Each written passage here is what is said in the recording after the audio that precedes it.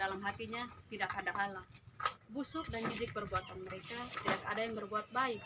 Tuhan memandang ke bawah dari surga kepada anak-anak manusia untuk melihat apakah ada yang berakal budi dan yang mencari Allah.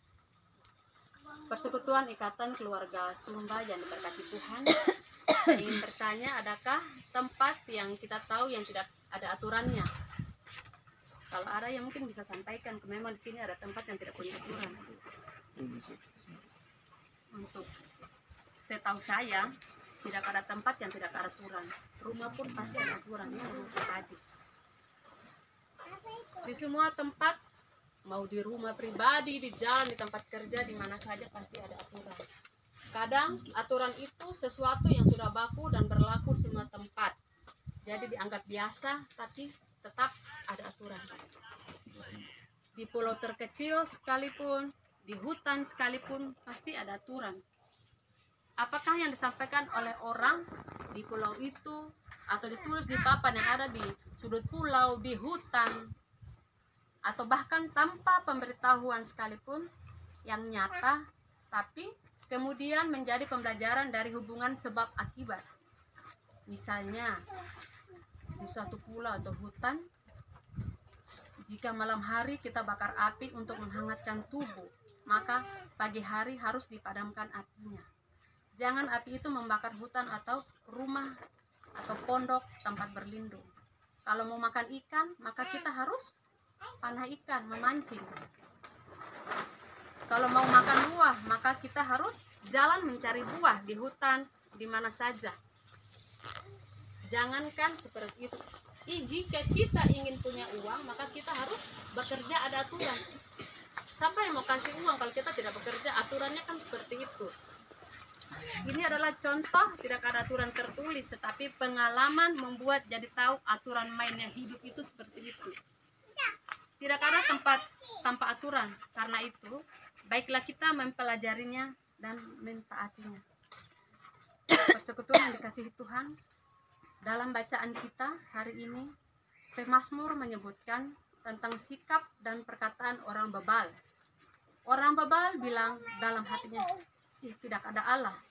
Dia berpikir tidak ada Allah karena tidak ada Allah yang melihat, yang menilai. Maka buat apa? Terserah saya, mau suka-suka, tanpa diatur. Mau diatur pun tidak mau dengar. Hasil akhirnya, perbuatannya busuk, jijik, tidak ada yang baik. Perbuatan ini terjadi karena berpikir tidak ada Allah, tidak ada yang mengatur, tidak ada yang mendisiplinkan. Tetapi sebaliknya, Tuhan Allah dari sorga melihat anak-anak manusia di bumi, termasuk Bapak Ibu, saudara-saudari, dan saya. Tuhan melihat kita. Siapa yang mencari Tuhan, mendengarkan Tuhan, berakal budi dalam melakukan apa yang benar, sesuai petunjuk dan aturan Tuhan. Persekutuan Ikatan Keluarga Asal Sumba yang dikasihi di dalam Tuhan Yesus Kristus, syukur pada Tuhan yang masih memelihara kita sampai hari ini, kepada Tuhan yang mengatur hidup kita. Hendaklah kita juga memberi diri mencari Tuhan dan mentaati aturan Tuhan. Tuhan sudah atur hidup kita, baik dan benar, selamat dalam anugerahnya. Baiklah kita yang banyak salah dan keliru ini memilih mencari Tuhan dan mendengarkan ajaran Tuhan. Karena sudah terbukti Tuhan itu sempurna. Sebaliknya juga terbukti bahwa jalan-jalan anak manusia itu banyak yang salah dan keliru. Karena manusia sering menyangkal keberadaannya sebagai manusia yang terbatas, yang masih perlu diatur oleh Tuhan. Manusia kadang sombong dan menganggap pintar, bisa atur diri sendiri, paling tahu apa yang baik untuk dirinya sendiri. Dan karena itu menolak didikan. Tidak mencari Tuhan, atau mencari tapi tidak mendengarkan Tuhan. Atau mendengar tapi tidak percaya dan mentaati Tuhan. Apa aturan Tuhan dalam hidup ini? Baiklah kita ingat dan lakukan 10 hukum Tuhan yang sangat jelas untuk kita. Saya pikir 10 hukum Tuhan semua Bapak Ibu sebagai orang yang percaya tahu ya. Jangan ada Allah lain, jangan menyembah Allah lain, jangan menyebut nama Tuhan dengan sembarangan. Ingat dan kuduskan hari Sabat. Hormati ayah dan ibu. Jangan membunuh, jangan berzina, jangan mencuri, jangan ucapkan saksi dusta, tipu atau fitnah. Jangan ingin orang pembarang. Kita ingat, kita jadikan pedoman dalam hidup. Ikut aturan, jangan melawan. Kalau melawan, itu seperti orang bebal. Yang tadi kita sudah baca pada ayat 1 dan 2. Terada Tuhan, terada yang tahu mau, yang marah, santai saja, buat apa saja. Yang penting kau senang. Bapak Ibu, anak-anak, saudari dan saudara, Persekutuan Hikmatan Asal Sumba, berdasarkan pembacaan firman dan apa yang saya sampaikan ini untuk dalam kehidupan nyata ya. Beberapa waktu yang lalu,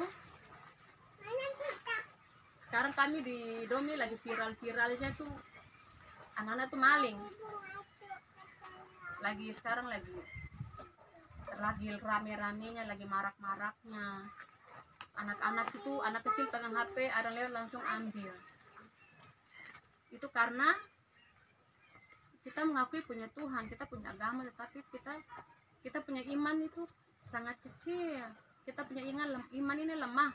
Kita punya tubuh besar kuat, tetapi kita punya iman lemah tidak kuat. Di sana lagi marak seperti itu tuh karena semua tahu bahwa ada 10 hukum Tuhan. Oh, Katolik, Protestan itu ada ya. 10 hukum Tuhan, 10 perintah Tuhan itu ada, tapi tidak dilakukan. Jadi kami di sana, contoh kecil saja. Hari Jumat kemarin, tetangga ada taruh HP di dalam rumah, lenyap. Orang datang bertamu, tapi mungkin panggil-panggil kan orang dalam rumah tidak mendengarkan, ambil. Terus yang satu lagi begitu, HP 3 dalam rumah lenyap. Yang satu lagi, anak kecil sementara pegang diambil sampai dapat pukul, tetapi suruh mengaku temannya ngambil. Waktu dikejar tidak mau mengaku. Itu karena imannya lemah. Ada aturan-aturan yang harus kita taati, tapi sosok tahu, sosok tidak mau mendengarkan didikan orang tua. Sosok tahu tidak mau mendengarkan didikan dari keluarga, tetangga, saudara-saudari. Seperti itu. Jadi mari kita mengajak kita punya anak-anak untuk takut akan Tuhan. Bukan hanya bapak ibu, tetapi saya juga. Kita saling mengingatkan anak-anak kita. Dan juga bukan hanya seperti ini ya. Dalam kasus bully juga seperti itu, marak video-video membuli. Itu karena tidak takut aturan. Padahal kita ini negara hukum. Itu aturan yang ada di dunia.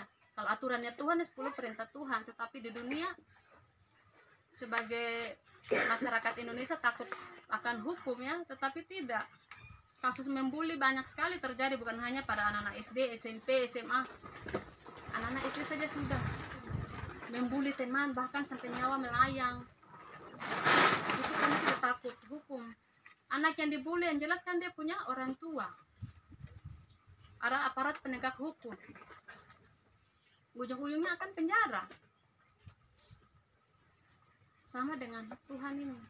Kalau di dunia kita sudah tidak takut hukum, baru bagaimana dengan Tuhan? Mari kita mendisiplinkan diri kita, takut akan Tuhan, melaksanakan 10 firman Tuhan dalam kehidupan kita hari lepas kepada hari. Tidak ada kata terlambat. Mari kita saling mengingatkan. Kasih ingat anak-anak supaya kalau ada yang membuli di sekolah, di jalan itu bilang lapor. Kita punya hak sebagai orang tua, kita tuntut karena ada aturan, ada perlindungan anak, ada hukumnya yang melindungi anak-anak. Saya yakin Bapak Ibu juga pasti tahu video-video viral di mana ada kasus-kasus bully. Jangankan yang besar, anak SD saja bisa dibully, sampai tangannya bisa, sampai jari-jari tangannya bisa patah. Itu jadi perhatian untuk kita semua.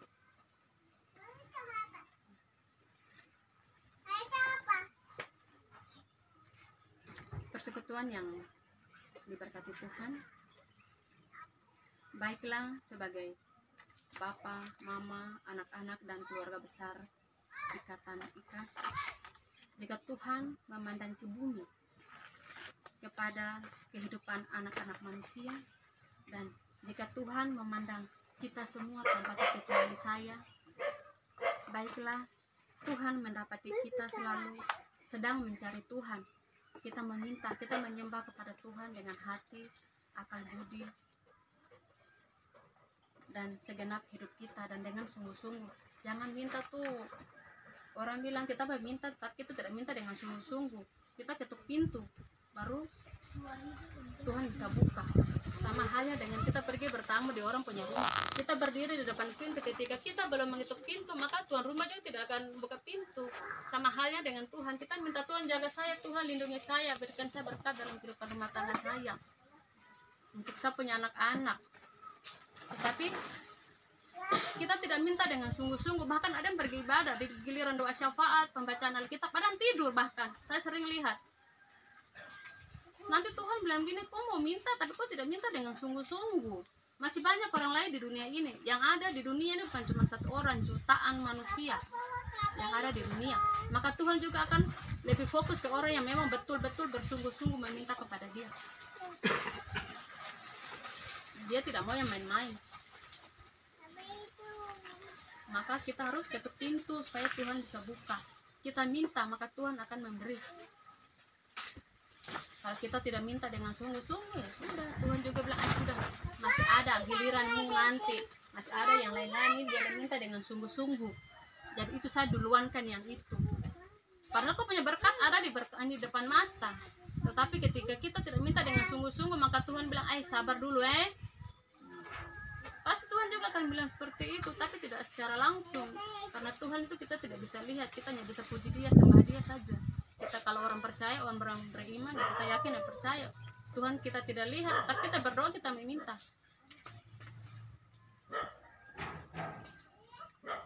Seperti yang saya sampaikan tadi, tetapi di orang per rumah, pasti kita ketuk pintu, tidak mungkin Tuhan berdiri saja. Mana mau tuan rumah, dia tahu di belakang sana. Kita ketuk dulu, pasti, ada orang yang datang. Maka dia akan buka pintu, dia persilakan kita, dia akan tanya mau apa, ada perlu apa. Bagaimana, pena? Ini apa mai dengamu? Seperti itu Tuhan rumah tanya. Sama dengan Tuhan. Kita ketuk pintu, Tuhan Yesus tanya bagaimana, ada perlu, sampaikan kita punya keluh kesah. Maka Tuhan akan mendengarkan. Kopi sembahyang saja, kopi tidur, jam baca Alkitab, jam doa syafaat, orang sementara doa, kau bukan berdoa tetapi kau tunduk dan matamu juga ikut tertutup sampai orang sudah amin kaget. Itu saya sudah sering kalau ada ibadah-ibadah itu seperti itu. Kadang saya tuh kalau sudah lihat begitu tuh, sebenarnya saya sama siku-siku tadi. Saya sudah berdiri di depan, giliran ada renungan seperti ini, bagaimana Tuhan mau mendengarkan? Bagaimana mau melaksanakan aturan-aturan yang sudah Tuhan tetapkan untuk kita lakukan dalam kehidupan kita?